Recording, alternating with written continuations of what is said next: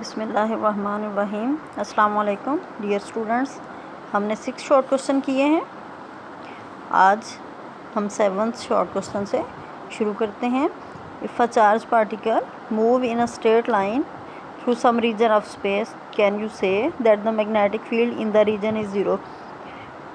Magnetic field की वजह से चार्ज पार्टिकल बेंड कर जाते हैं ना। तो क्वेश्चन ये है कि अगर कोई चार्ज पार्टिकल स्ट्रेट लाइन में मूव कर रहा हो किसी जगह से, तो क्या इसका मतलब ये है कि वहाँ मैग्नेटिक फील्ड ही नहीं है। ये पॉसिबल भी है लेकिन नहीं भी। पॉसिबिलिटी के चार्ज पार्टिकल सीधा ही मूव कर जाए। मैग्नेटिक फोर्स जो चार्ज पार्टिकल पे एक्ट करती है F=Q × V क्रॉस B। अब ये एंगल पे भी इसकी वैल्यू डिपेंड करती है। अगर V और B पैरेलल या एंटी पैरेलल हो जाए तो उस सूरत में हमारे पास एंगल 0 और 180 आएगा। साइन 0 और 180 की वैल्यू 0 होती है।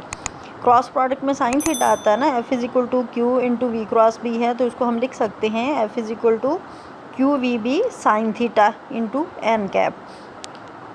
अब पैरेलल एक तो सिचुएशन ये है कि वाकई ही मैग्नेटिक फील्ड ही 0 हो तो फोर्स 0 होगी। दूसरी सिचुएशन ये है कि वेलोसिटी और मैग्नेटिक फील्ड पैरेलल हों। तीसरी सिचुएशन में एंटी पैरेलल। पैरेलल सिचुएशन में थीटा 0 होगा, एंटी पैरेलल सिचुएशन में थीटा 180 होगा।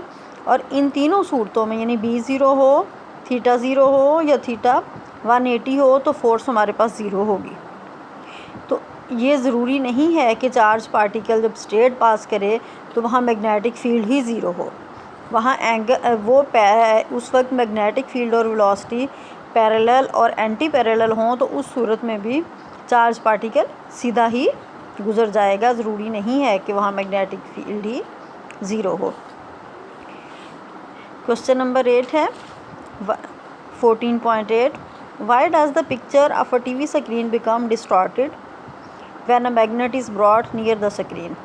जो TV की स्क्रीन है उसके करीब अगर आप मैग्नेट को लेके जाते हैं तो वो जो पिक्चर्स हैं ना वो टेढ़ी मेढ़ी हो जाती हैं, डिस्टॉर्ट हो जाती हैं, ख़राब हो जाती हैं। ये ज़्यादा मुश्किल एक्सपीरियंस ना करना। अगर मुसलसल मैग्नेट पास रखे TV स्क्रीन के तो फिर वो कंटिन्यूसली वो बिगड़े हुए चेहरे ही आपको नज़र आएंगे, वो ख़राब हो जाते हैं। इसमें होता क्या है, आपसे रीज़न इसकी पूछी है कि जब मैग्नेट को TV स्क्रीन के पास लेके आते हैं, क्योंकि पिक्चर जो है वो इलेक्ट्रॉन बीम से बनती है। जब आप मैग्नेट पास लेके आते हो तो एक तो मैग्नेट का अपना मैग्नेटिक फील्ड है, दूसरा उस पिक्चर का उन इलेक्ट्रॉन्स की वजह से एक वहाँ मैग्नेटिक फील्ड है। तो वो magnetic field external magnetic field के साथ इंटरेक्ट करता है, यानी उनमें इंटरेक्शन का प्रोसेस होता है, अट्रैक्शन का या रिपल्शन का। और वो अपनी जो इलेक्ट्रॉन बीम उस TV की अपनी है वो उनकी अपनी प्रॉपर प्लेस जो है वो डिस्टर्ब हो जाती है और पिक्चर दोनों मैग्नेटिक फील्ड के इंटरेक्ट करने की वजह से डिस्टॉर्ट हो जाती है। और फोर्स आपको पता ही है F=Q × V क्रॉस B जो उस पर एक्ट करती है चार्ज पार्टिकल जो मूव कर रहे होते हैं। नेक्स्ट क्वेश्चन है 14.9। Is it possible to orient a current loop in a uniform magnetic field such that the loop will not tend to rotate। क्या ये पॉसिबल है कि आप करंट कैरियंग लूप को यूनिफॉर्म मैग्नेटिक फील्ड में रखें लेकिन वो लूप रोटेट ना करे। आपने पढ़ा है ना कि करंट कैरियंग कॉइल को जब हम मैग्नेटिक फील्ड में रखते हैं तो वो रोटेट करती है। यानी ये मैग्नेटिक फील्ड की प्रॉपर्टी है कि आप करंट कॉइल को जब मैग्नेटिक फील्ड के अंदर रखते हो तो वो रोटेट करती है। पॉसिबिलिटी ये पूछी है कि क्या ऐसा पॉसिबल है कि वो ना रोटेट करे। तो उसके लिए फिर एक सिचुएशन है कि टॉर्क की वैल्यू 0 हो। वो किस सूरत में हो सकती है, τ=IBA cos अल्फ़ा, यानी अल्फ़ा की वैल्यू इस तरह से सेट करें कि cos अल्फ़ा आपके पास 0 आ जाए। तो cos 0 कब होता है, cos 90 पे 0 होता है। तो इसका मतलब है कि प्लेन ऑफ द लूप और मैग्नेटिक फील्ड आप परपेंडिकुलर कर दें, क्योंकि अल्फ़ा एंगल है प्लेन ऑफ द लूप और मैग्नेटिक फील्ड के दरमियान। इस एंगल ये दोनों प्लेन ऑफ द लूप और मैग्नेटिक फील्ड को आप परपेंडिकुलर रख दें तो उस सिचुएशन में टर्निंग एबिलिटी नहीं आएगी, टॉर्क प्रोड्यूस नहीं होगा क्योंकि cos 90 हो जाएगा, cos 90 ज़ीरो और सारे प्रोडक्ट के साथ मल्टीप्लाई हुए तो टॉर्क ज़ीरो आ जाएगा। Question number 14.10 How can a current carrying loop be used to determine the presence of a magnetic field in a given region of space? आपके पास अगर कोई करंट कैरिंग लूप है, यानी छोटे से कोई कंडक्टर है, उसमें से करंट पास कर रहा है, तो आप उसको किस तरह से यूज़ कर सकते हैं कि आप मैग्नेटिक फील्ड का किसी भी रीजन में उसकी मदद से कैसे पता लगा सकते हैं कि यहाँ मैग्नेटिक फील्ड मौजूद है या नहीं है।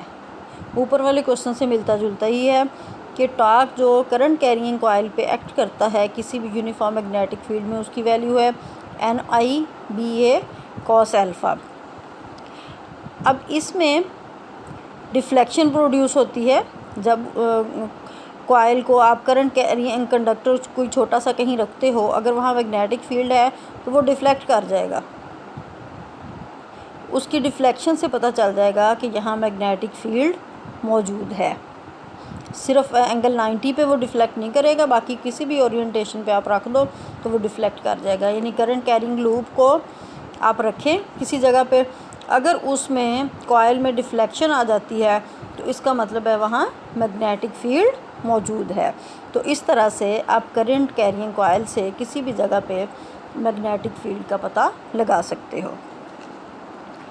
14.11 How can you use a magnetic field to separate isotopes of a chemical element?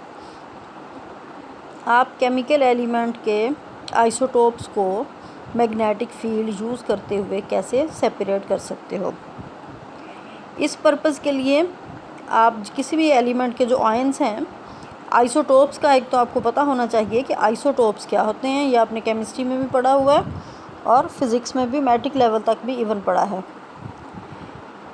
ऐसे एलिमेंट्स किसी भी एक ही एलिमेंट के जिनके मैस नंबर चेंज होते हैं और एटॉमिक नंबर सेम होते हैं वो आइसोटोप्स कहलाते हैं। फॉर एग्ज़ाम्पल हाइड्रोजन के आइसोटोप हैं, एक तो सिंपल हाइड्रोजन है उसको प्रोटियम कहते हैं, फिर ड्यूटेरियम है, फिर ट्रिटियम है।